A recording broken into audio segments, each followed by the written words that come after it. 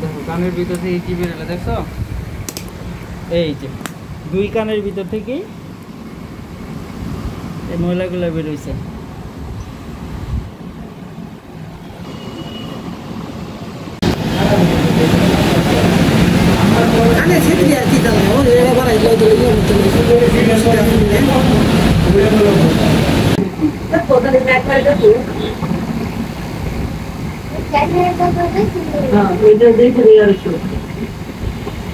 একদম ক্লিয়ার হয়ে গেছে না? এখন শোনা যাইতেছে? এখন সব শোনা যায়? আগে একদম কান বন্ধ ছিল। আচ্ছা, তোমার নাম কি? জিহাদ। আচ্ছা, দিদি ওই পাশেটা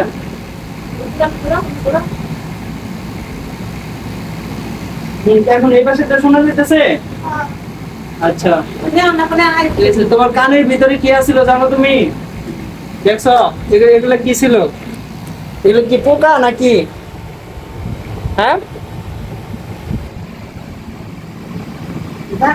দেখছো? এখন কেমন লাগতেছে? ভালো লাগতেছে? ব্যথা পাইছো অনেক? ব্যথা পাও নাই? আচ্ছা ঠিক আছে।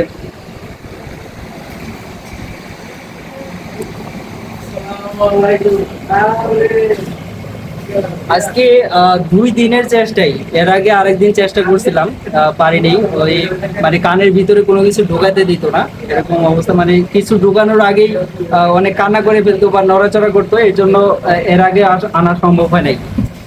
এর আগে একটা মেডিসিন দিয়ে নরম করার জন্য একটা মেডিসিন দিয়ে দিয়েছিলাম, তারপরে আজকে আবার নিয়ে আসছে। আজকে একটু নরম হয়েছে।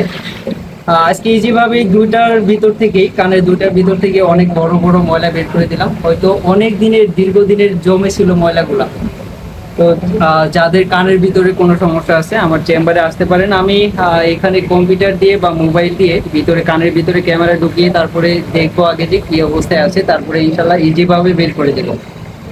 আমার চেম্বার ভাবকি বাজার, মেলান্দহ, জামালপুর।